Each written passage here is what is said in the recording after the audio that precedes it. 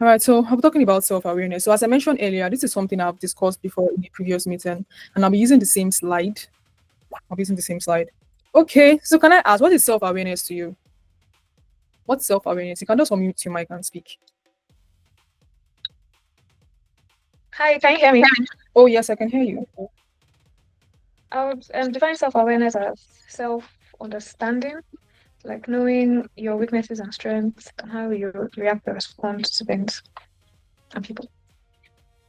Okay, thank you very much. That's beautiful. Yes, that's what self-awareness is. So self-awareness is a conscious knowledge of your own character, your emotions, your values, your standards, your thoughts, your feelings, motivation, action. In fact, it's a conscious knowledge of everything about you, everything about you. And it's funny how there are so many of us that don't know so much about us. But then some people even tend to know more things about us than we know about ourselves. I'm going to come to that. So in building self-awareness, it starts with a conscious knowledge. If you look at this slide very well, you notice that I boldened conscious knowledge. It's something you're conscious of. It's not just something you know about yourself, but you're conscious of it. You're conscious of your values. You're conscious of your character, your standards, your thoughts. See, it's self-awareness that guides how you dress, how you relate with other people, the standards you set around your life, the boundaries you even set. See, your self-awareness also includes your boundaries, even your goals. It's something that is conscious, right?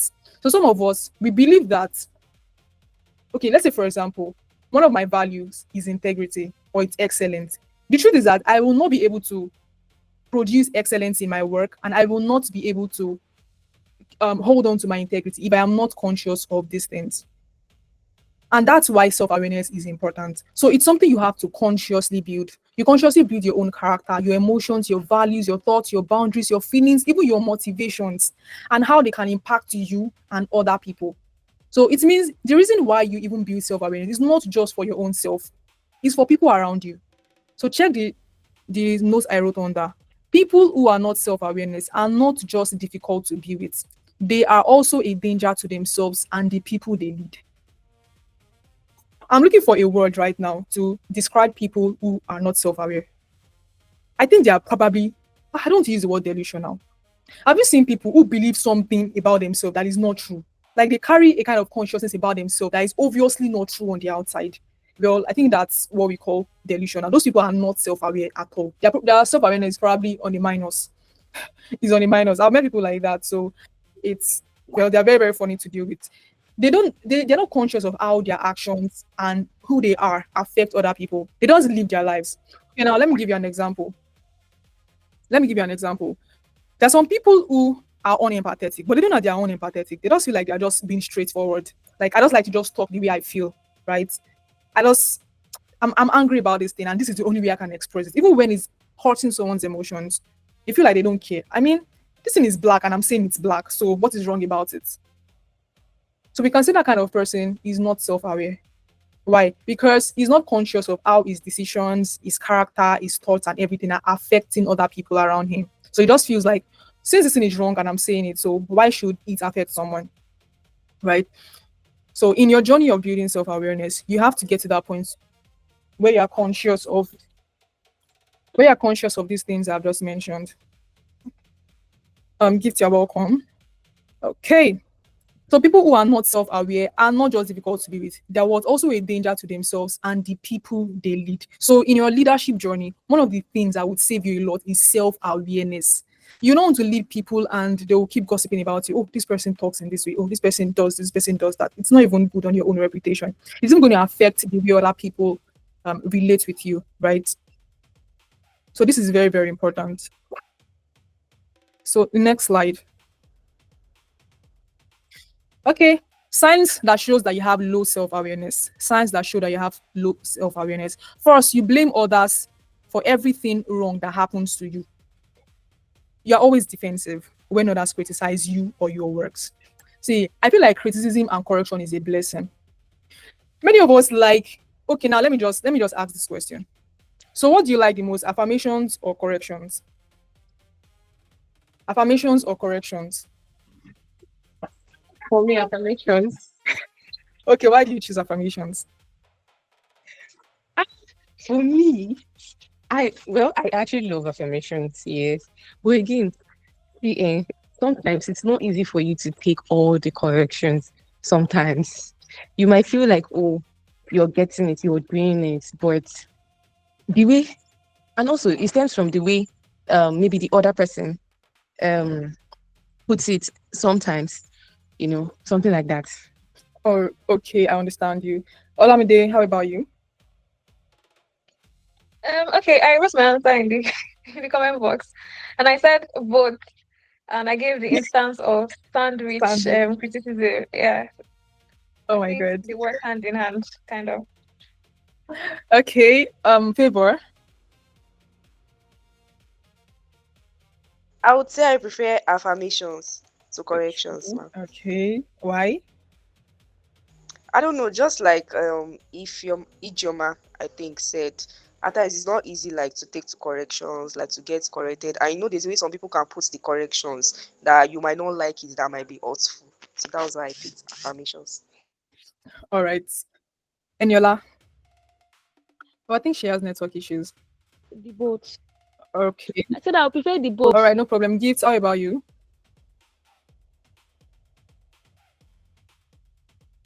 I prefer affirmations actually. Okay, why? I feel affirmation makes you feel good, and I mean criticism most times they're not nice. Because I say every time it's not nice. So I prefer affirmations All right. actually. All right. Thank you very much for your sincere feedback. So we all love affirmations. That's nice. Make us feel good and everything. But then I'll still say that we need a healthy dose of both of them. You need both corrections and you need affirmations. But for me, I used to esteem corrections more because corrections guides me to the path of life. Affirmations can encourage me to do better, but corrections realign me. And I place more value on that because not everybody can look at you and tell you that and correct you in love. I know there are so many people nowadays that just like to correct people based on the fact that they just want to show that, oh, maybe I know more than you. And sometimes some people might even correct you in a way that you don't even like. I just be like, please don't even correct me, just allow me to spoil. Like, I mean, why you just make things worse? I know what I did is bad, but now I feel like doing worse. So people will correct you in a way that you just want to just do worse than you were previously doing. But one of the things I've also learned in that is that even when someone corrects you in a way that is not nice, it's bad on the person's part. But what you now have to do is just separate how the person did it from what the person did, right? And that's if you've come to a realization that what you did is bad. Separate how the person said it or did it from what the person said. Okay, I know I need to stop talking too much, right? Even though the person said it in a way that was very offensive. So you just take the correction. So now let's move on to our slide. It seems we're going to have a lot to talk about. So I would like to talk extensively on the Juari's window and SWOT analysis. Let me see what the time says. Okay, let's see how fast we can run. Okay, signs that show that you have low self-awareness. First, you blame others for everything wrong that happens to you. So some people have never taken responsibility in their lives. Like never taking. You failed in an exam. Oh, they gave me F. They gave me C. That's one of the things I'm not sure I really did in school. Okay, I know I put in my best in this, but the moment I come to that point where I said they gave me C, they gave me B, see, that just reduced my chance of doing better in the next exam. Even if they gave me truly, right? I don't get to that point where I now say that, oh, it's because they gave me this, that's why. No, what do? I I just look for ways to just improve myself or maybe study harder or look for someone to teach me what is this person that got A doing differently that I am not doing. Probably that's the reason why I did not get up to this person. So that's how to think. That's how to think. So you don't come to that point where you begin to blame someone for everything. Oh, this thing happened. Then it's because this person is because I know it's wrong. Sometimes even when it looks true, you just find a way to see how you are also contributing to that result. That's just how to improve your life. So, secondly, you're always defensive when other people criticize your work. Oh my God. See, we've talked about this already, right?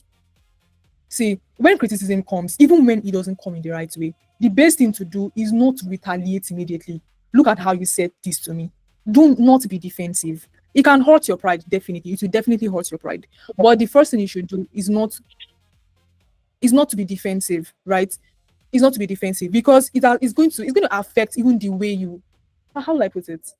See, it's going to affect your response to that criticism in the sense that you will not be able to take to that correction and improve your life. right? So the third one here says you cannot take corrections. Oh, there's so many people that cannot take corrections, and that's so saddening. See, if you cannot take correction, your life can not improve. Like there's no other way. There's no other way, right? There's no other way. So in your journey of building self-awareness, you have to learn to take corrections. We're still going to talk about the part of how to improve self-awareness. See, in your journey of improving self-awareness, you might need to even reach out to people around you to ask them questions.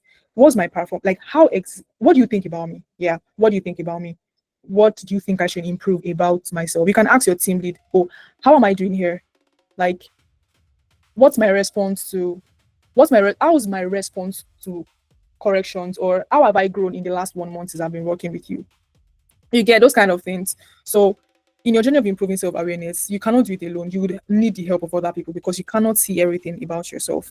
I'm still going to talk more about that in the jury's window. Okay. Yeah, fifth, you are unempathetic and you do not recognize how your choices can affect others. So I also mentioned that some people don't know how they are unempathetic. They think they are just being straightforward, right? Some people just think that this thing is wrong, and that's exactly what I'm saying. But the way you are saying that thing is affecting other people, right? But some people don't know that. People just think that that's just the right way to do it. They don't care if what they are doing hurts other people or not. That means that person has a very, very low self-awareness. I wanted to say maybe low self-awareness rate or something. That person's self-awareness is very, very low. The moment you are doing things that hurts people around you and you are not taking to correction, you cannot say it, oh my God, you have a very low self-awareness. So the sixth one, so you feel so perfect and want to be at the center of attraction in any settings. You know, people who have low self-awareness think they are the best at everything. They think they have the best decisions. They think they have the best ideas. They think they are the best to handle projects. They want to be at the forefront of everything. They want to handle everything. See, that's a very very notable sign of having low self-awareness. Fine, it's not wrong for you to want to participate and do something, but that point where you think that you are the best to handle everything. Some people cannot be a team member. They just feel like I always have to be the team lead. I mean, my ideas are the best, so I always have to lead. You get? So the moment where you think that you are the best at everything, that moment, that's a pointer that you have low self-awareness, right? So people who think that they are always perfect. They are the ones who want to give correction to other people, even people that are older than them. You always want to give correction to other people. You always want to be the one doing the talking. It's wrong. So seventh one says you believe you are always the best on the team and your perspective needs to be considered first. Oh, I've said that already. So that's a sign of low self-awareness. So don't be that person who is so blinded that they lead others into a pit. So don't be that person who is so blinded that they lead others into a pit. Because people with low self-awareness are just simply, they have a lot of blind spots. A lot of blind spot. So let's move on to the next one, Johari's window. So Johari's window is a model that does help you to explore different areas of self-awareness. So the first one we have here is open area.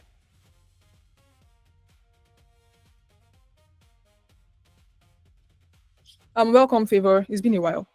All right. So the first one we have here is open areas. Open areas. So what are the open areas? Open areas are that part of yourself, is that part of yourself that is what's known to yourself and is known to other people. So you know that you are kind. Other people also testify that you are kind, right? You know that you are a very sincere person. Other people also know that you are a sincere person.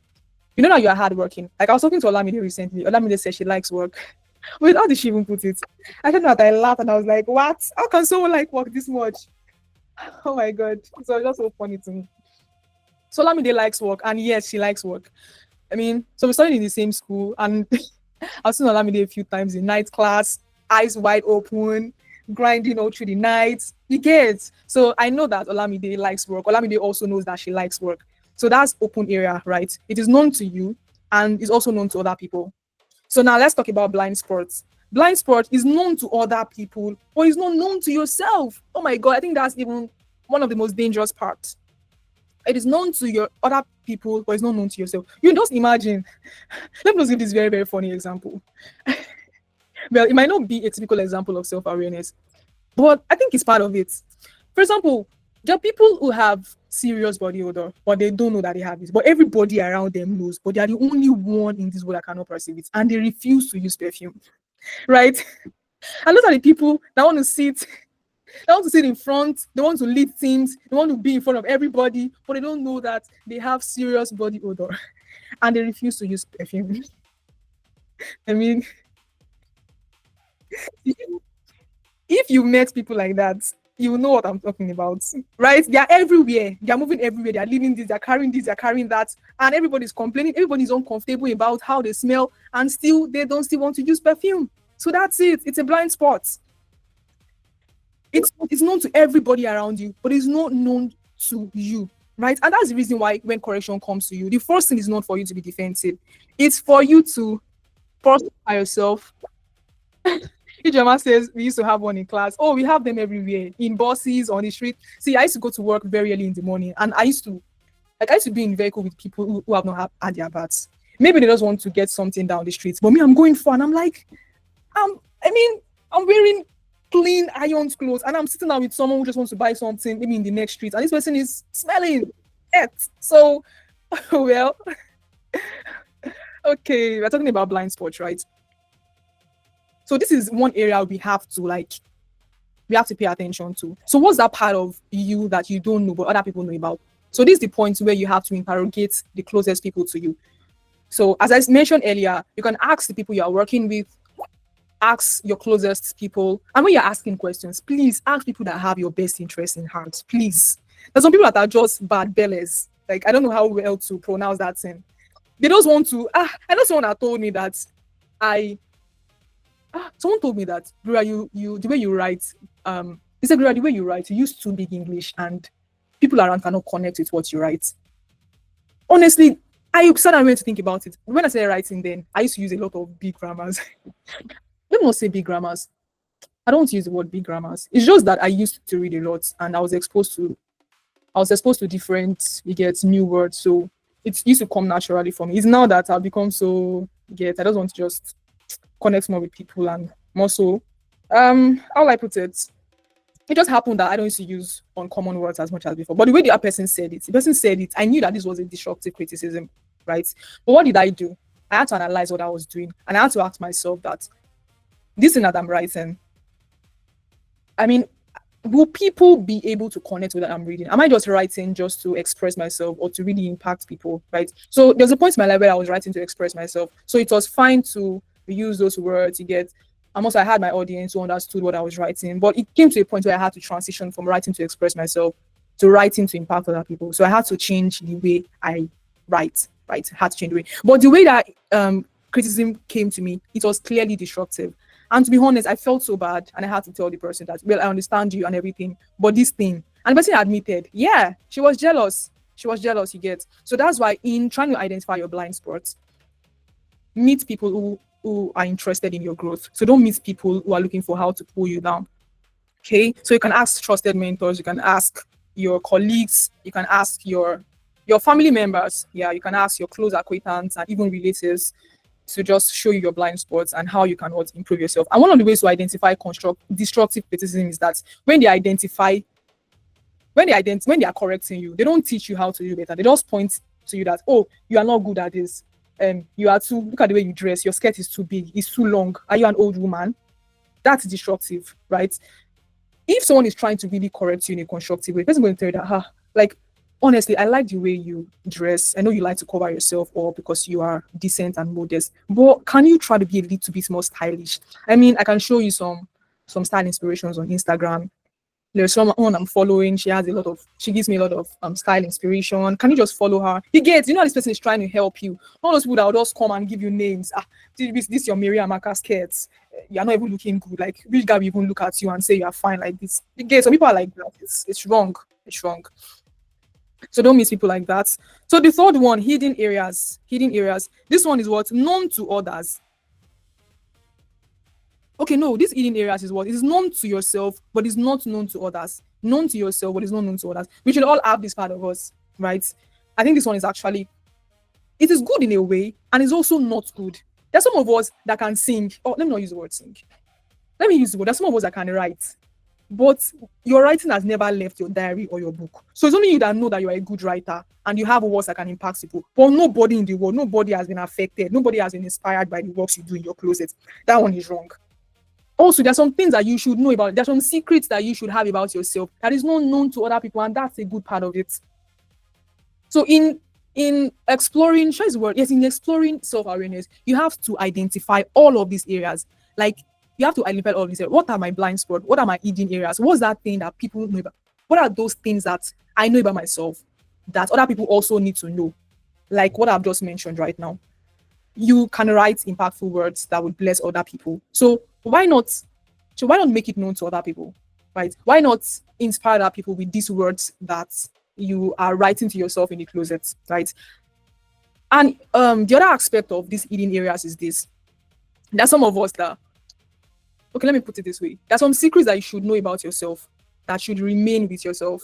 And that's the truth. Just remain between you and God. Let's say, for example, God has shown you, let's say there's some things that God has shown you about yourself, maybe about your future, or there are just some things about you, or maybe about your past, or maybe just your own, choose what your own secret ingredients for growth, or I don't know how to put it, right? You can just choose word, keep it to yourself, right? Keep it to yourself. That's if it's necessary to remain between you and God, right? It's not everything about you that should be known to other people. In fact, it's even very, very wrong for everybody to know everything about you. Like, so what now makes you special, right? So now this is the last part. The last part is that part of you that is unknown to yourself and not even known to other people. It has not entered your mind about yourself. It has not entered the mind of anybody about yourself. And that thing speaks to your potentials. It speaks to your potentials, basically. So Dr. Miles Morris used to say something. It says that the wealthiest place on earth, I think it should be the one that said that the wealthiest place on earth is the graveyard, right? Because so many people die with their potentials. They did not even know. So they did not even know that they had such potential. So they died with it. They died with it. And that's quite saddening. So in your journey of building self-awareness, you have to intentionally explore these areas, like discover new things about yourself. I think that's going to be the biggest focus for us this month, exploring new things about yourself. Exploring new things about yourself. Okay, let's move to the next. So the next one right now, importance of self-awareness. I've touched on this, but then let's do this again. So what's the importance of self-awareness? First, leading others starts when you begin to lead yourself properly. So at the beginning of this meeting, I said that people who are not self-awareness are not just difficult to be with. They are also a danger to themselves and the people they lead. So building self-awareness is not just because of you. It's for other people. Other people. I mean, people have to find you. Should I use the word find you interested? Like people have to see, people don't have to feel awkward or maybe feel bad relating with you. You know, there are some people that we just have to manage in our lives. So you don't want people to manage you, right? Especially when you are leading. You don't want people to manage you. You don't want people to just be like, I can't just wait for this person to just, thank God this program is just 2 months. I can't wait to just leave this person. If not that I'm in this person's department, I will not even be talking to this person. No, you don't want that for yourself, right? So leading others starts when you begin to like see yourself properly. Okay, so the second one we have here is, so it's build trust and what help others to connect better with you. So as I mentioned earlier, let's say, for example, someone pointed it to you that you are quite unempathetic and maybe you should try be more empathetic when relating with other people. So when you adjust that part of yourself, see, it's also that to trust you better and also connect with you, right? So I know we cited a funny example of someone who has body odor but likes to move around, without wearing any perfume or anything. You get. So let's say someone points that to that person, like, "Oh, guy, can you maybe try, maybe having your bath more intentionally and using maybe strong perfumes?" Let's say the person adjusts. What's going to happen? People will be more comfortable with the person. People would love the person more. So it also helps you to be more empathetic and loving. See, one of the signs of empathy is when you can take corrections. So someone tells you that I'm not comfortable with how you did this. When you take to that correction, first it shows that you are empathetic and you are loving and you are interested in building real human connection. Because when you adjust, that person feels more comfortable being around you. You get me, right? So that's it. So the next one here is it helps you to also gain the respect of other people. It helps you to gain your respect of other people. So you don't want to be a leader who people are trying to manage, right? We just want to respect this person because this person is taking this position. We do not really like this person. We don't like the way this person talks. We don't like the way this person handles this and that. So you don't want to be that person that people manage, right? So when you adjust your life to conform to a certain standard, it helps to gain the respect of other people. The fifth one we have here is it quickens your journey to self-improvement and self-discovery. Oh my God, this one cannot even be overemphasized. It quickens your journey to self-improvement and self-discovery. So one of the ways to discover yourself is by taking the process of self-awareness very, very, very seriously. See, and only self-aware people can climb the ladder of promotion. I was listening to a course. I was taking a course recently on emotional intelligence, and the man was saying something about the fact that what is going to be more important in the work settings is not just how skilled you are. It's going to be more about how emotionally intelligent you are. See, there are so many skilled people. So many of us are focused on building skills, building portfolios, increasing your work experience and everything. Oh, that's nice. But that thing is just it's easy to do. But one thing is not easy. Building soft skills like self-awareness, self-regulation, emotional intelligence, and the likes. You get it's not so easy. So what really would make you climb the ladder of promotion is the quality of person you are. And one of the ways you can build that is by taking what your journey of self-awareness very, very seriously. So only self-aware people can climb the ladder of promotion. You can't be a heady person. You can't be a coach used to say something about you being high on your own supply. I mean, you feel you are so good that there's nothing to be corrected about you. So you can't be that kind of person and climb the ladder of promotion, no matter how good or skilled you are. See, character comes first in any settings. Now, this reminds me of that book, Attitude is Everything by Kit. Is it Kit Harriel or Kit Harriel? I've forgotten. But then Attitude is Everything. You can go search out the book and read. So we've talked about self-awareness, the importance, Johari's window, and all. So now, how can you build self-awareness? How can you build self-awareness? First, it starts with self-denial. It starts with self-denial. So, and what's self-denial? Because you yourself need to understand that I'm not the most important person here. I am not the most important person in the world. You have to understand that you can make mistakes and you are not perfect. So that's the first thing. You need to come to that point, that consciousness that I am not perfect, right? There are areas of my life that needs to be improved.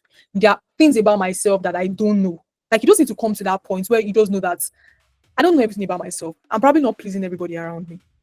I hope you understand what I'm saying. All right. So the next thing, ask for feedback from trusted and well-meaning people. We've talked about this before. From trusted and well-meaning people. Don't go and ask back from someone who does not like you. Don't allow them to break your self-esteem or look for an opportunity to just break you. You know those people that break people with their words, right? So people that just make you feel like you're not good enough. No, don't miss those kind of people. But what's this? Yeah, practice personal reflection, mindfulness, and quality meditation. Practice what? Mindfulness, practice quality meditation, practice reflection. See, don't keep going about your day without looking back. Don't just keep going. Just see, fine, you're looking forward. That's fine, right? You have a goal. But you should also learn to look backward, pause, reflect, reframe, right? Take a pause, look back at how you've been living your life. You can even take a feedback from yourself, like analyze your day, like, okay, something happened today. How did I handle this issue? What does it reflect about me and my current state, right? So sometimes you can sit back and analyze your life and realize that you've not been keeping to some values. Realize that you've dropped your standards. You realize that you compromise on your values. You realize that you've been slacking, right? So if you don't pause and reflect and realign yourself to your standards, your goals, your vision, and the big picture you see about yourself, the very truth is that you're probably just going to lose it. You're going to lose it. So just realize that, oh, I was not like this before.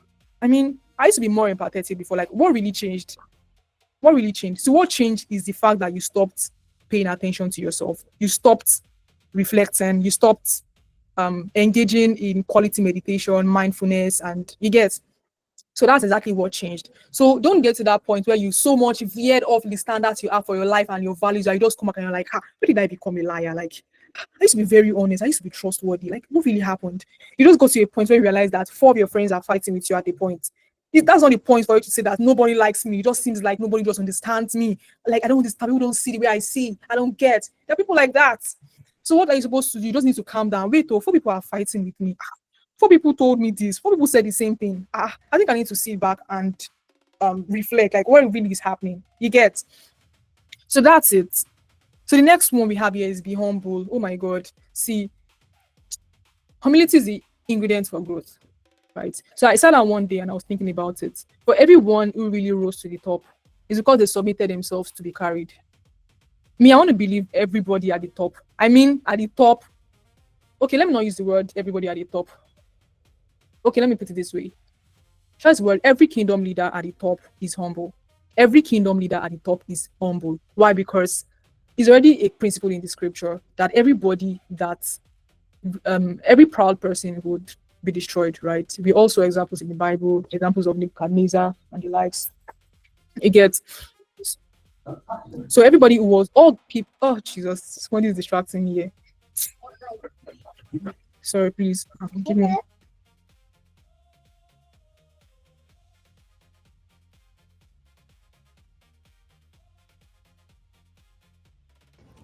So one of the ways to help yourself to grow, right, is to it's to just submit yourself, right? Be humble. Don't think too highly of yourself. The moment you begin to think too highly of yourself, that's when you begin to fall.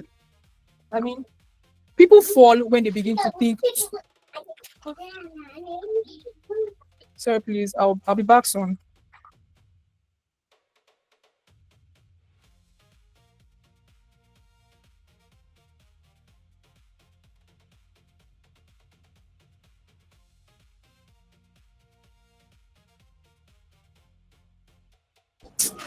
Sorry about that. I mean, it's my niece and she'll soon start singing in her ears. So I had to just take her out.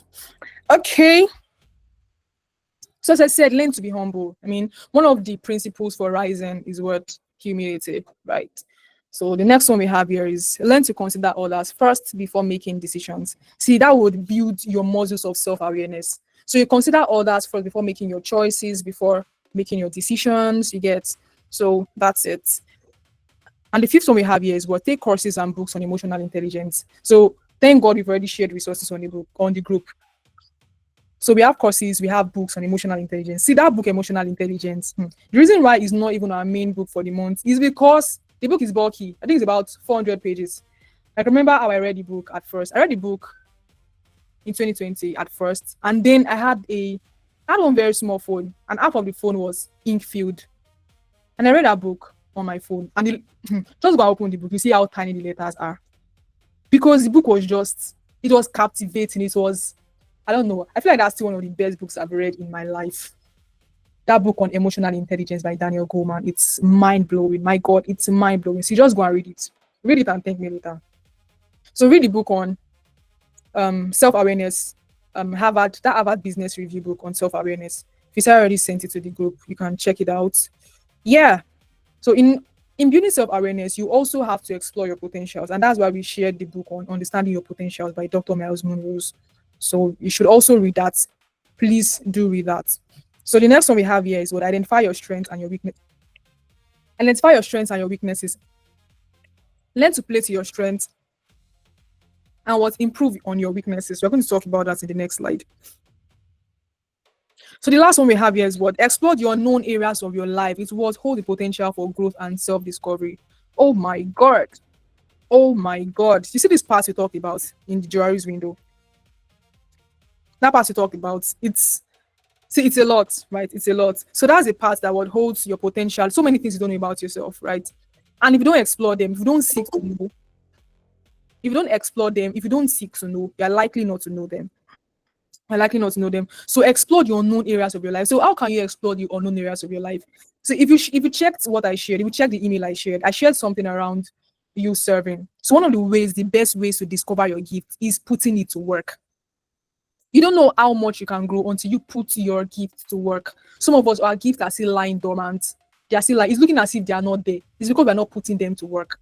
See, whatever you don't see, there are some potentials that if you do not use, right, you just find that they're no longer there. I shared something in the last meeting about our talents. I said something that is going to get to a point in our life that we'll just find out that some things we could do, we can no longer do them. Why? Because we're not using them. And I took this principle from the parable of the 10 talents. And it was my coach that first shared this. So she shared something about the reason why you need to use your potentials, because it's going to get to a point where you just find out that those gifts, let me use the word potential. Those gifts are no longer there. Why? Because you're not putting them to work. So Just say probably someone else who is putting his or her gift to work has already gotten those gifts. I don't know if you get what I'm trying to say. See, it's a principle written in the scripture. So that's the reason why you have to put your gift to work. You have to put your gift to work. You also have to explore some potentials you don't have. Right? Some people don't know that you are good marketers. Some of you don't even know that you are a good negotiator. Timmy always talk about negotiation, and I believe Timmy is also a good negotiator. So if he did not explore that part of himself, he's not going to know that he's actually a good negotiator. So you just have to explore your gifts, explore your potentials by putting it to work. And by putting it to work, it does not necessarily mean you setting up things for yourself. So even if it does not mean you setting up things for yourself, it might just mean you putting your gift to serve someone else's vision, right? Then you now discover that this thing is actually there. Okay. If you don't learn how to play the instrument, you don't know that you can play it. So you should try something out today. So wait, let me even ask, how many people can play instruments here? And what instruments do you play?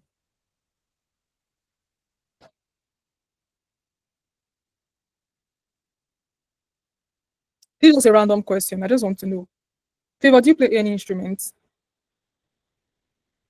No, ma, I don't play any No, I instrument. don't. I don't. Oh, we have two favors on the call. Oh my god. Okay, the two favors don't play instruments. Okay. Olamide, do you play any instruments? No, not really. I'm learning the piano, but I'm not yet versatile with it. Okay. So have you tried so why do you think you're not versatile? Or is it because you've not practiced enough yet? Yeah, I think it's because I've not practiced enough yet. Okay. You might just want to explore that part more anyways. Esther, what about you? Okay, I guess she's not here. So I just asked that question because I know that many of us might not think about that aspect of playing instrument. So I used to play the guitar and I used to play it quite well, even though I did not feel like I could play it that well. But people around me are always like, Gloria, play for me, Gloria, play, you're good. Like, how do you hold the strings? My God, it's so firm. Your chords are just strong. You get. So me, I felt it was just a normal thing. But there was that part of me that I explored and I found that I was actually good. I had a unique way of beating the strings. I had a unique way of even holding the strings. You get, there's a way you can hold the strings and it's going to produce a quality sound. So you get, so if I had not explored that part of me, I will not know that I can actually play the guitar. So you might just want to explore more areas of yourself, explore more of your potentials, know what you can do and how you can own your skill. So I'm going to be rounding up with the last slide here. Yeah, a personal SWOT analysis. So I'll be giving all of us an assignment, including myself too. I'm going to do this. Even though I've done it before, I'm still going to do it again. So do a personal SWOT analysis of yourself. Do a SWOT analysis of yourself. Analyze your strengths, analyze your weaknesses, analyze your strengths, analyze your opportunities. So we have an example here. An example of someone named Mirabel. So what are the person's strengths? She said she's very talented, a hard worker like Olamide. She strives to do her best. Is a quick learner, a fast thinker, has strong communication skills, likes working with people. You get, the person is creative. So what are the person's weaknesses? She has a problem with time management. You get. So in doing a SWOT analysis of yourself, you have to be very, very sincere with yourself, like very, very sincere. And as I mentioned earlier, you might also need the help of someone else. You cannot see everything about yourself, and that's the truth. You cannot see your back, right? You can't see your back. Most of you can only see your front. So when someone tells you that, oh, there's something on your hair, don't argue. Oh, there's nothing on my hair. My hair is nice. I plaited my hair yesterday. But then you can't see your hair. That's the truth. You can't see your hair. Only other people can see your hair. Even your face, until you take a mirror, you cannot see your face. So sometimes we just need the help of other people to identify some things about yourself. So what are your threats? What are your threats? So the example here is this. If our industry suffers some sort of setback, then that could affect how much work gets done and how much jobs there are available. Okay, the second one, too much work, not enough time to sit to do it all. So these are threats, right? Stress and lack of sleep. Okay, so I'm trying to give a more personal example of what threat is. Ooh. Okay, for me, what I perceive as a threat currently in my own life is my schedule. Like, it feels like a threat to me because I'll say something last week about how I had to stop doing some things because I was overscheduled, right?